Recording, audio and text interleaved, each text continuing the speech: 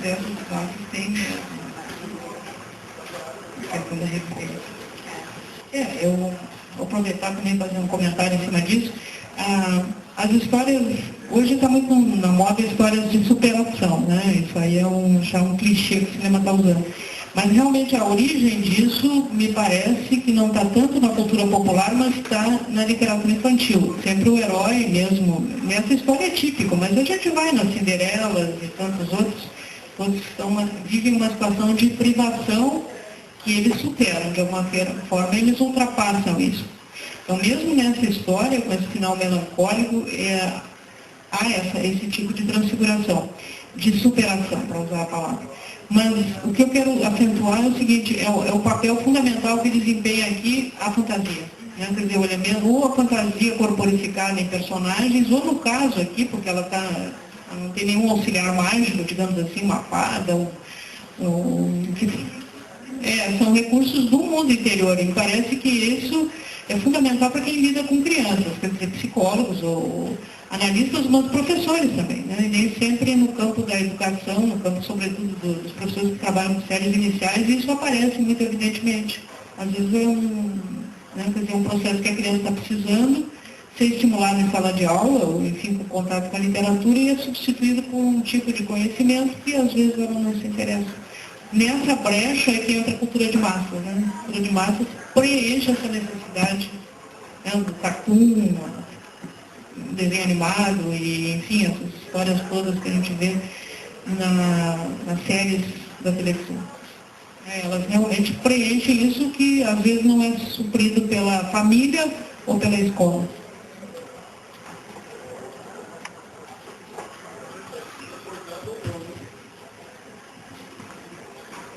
Eu achei interessante, Rica, o uso que a Marlene fez da metáfora, né, dessa história, reproduzindo a questão dos recursos internos dessa menina e a dimensão desse uso, que ao fim e ao cabo sustentou ela por um tempo, mas que, na verdade, não tinham ainda um desenvolvimento suficiente para mantê-la efetivamente viva. Né? E eu acho isso interessante. Eu vim muito motivada pela minha primeira leitura desse conto na minha infância, com 8 anos, por aí. Também entre duas casas, eu estava fazendo uma viagem, e eu li no ônibus, né, esse conto, e que me chamou a atenção por duas coisas que me marcaram muito. Com 8 anos, com esse conto, me chamou a atenção a imagem que eu fazia na minha mente desses fósforos acendendo. Então, e que me deu uma ideia, mobilizando toda a desgraceira, né, e sofrimento, do recurso interno, uma dimensão de dentro, da ideia de ter algo dentro. Né? E eu me lembro que tinha uma ilustração na edição que eu estava lendo, e eu tinha uma caixa de lápis de cor novos, né, e eu estreiei também o azul noite, para pintar o céu dessa imagem dessa menina com fósforos. E o azul noite, para mim, tem um pouco essa característica do bom e do ruim misturados, do triste e do belo misturados, porque nada é lindo, nada é.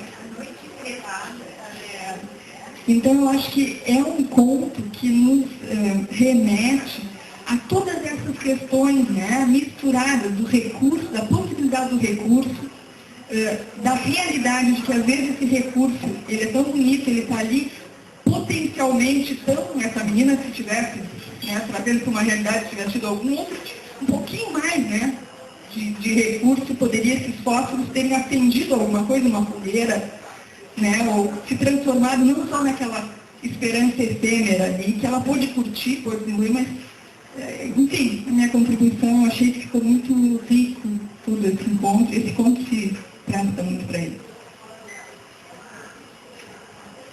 Eu também queria fazer uma observação que acho que ninguém falou.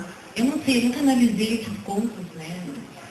Nunca me detinha, assim, qual era o que ele queria dizer, né? A informação contida naquela historinha triste. Mas agora que leu, eu entendi uma coisa muito interessante. A indiferença das pessoas, né? Ninguém comprou nenhum palito de fósforo dela. Quer dizer, a indiferença com aquela criança pobre. Ele não fica abertamente, né? Passaram pela criança e ninguém ajudou. Não, ele fala através que ninguém comprou os palitos de fósforo. E eu não sei, acho que naquela época era muito mais acentuado do que hoje, né? Hoje nós temos mais uma solidariedade maior, e naquela época existia aquela divisão de classes muito mais forte. E principalmente a subida era mais difícil, né? A ascensão era mais difícil, o esforço para ascender era muito maior do que hoje. As oportunidades hoje são inúmeras, mais abertas, né? Lá não, era mais rígida. As classes eram bem divididas. E a indiferença, então, nem se fala, né? Pelo menos foi isso que eu contei. Para fazer um trocadilho, já que não dava para acender socialmente, a gente acendia um fósforo, né? Mas é interessante o seguinte, em cima do que tu está dizendo, essas histórias do Andersen, primeiro vocês vejam como elas são impactantes para o leitor, né?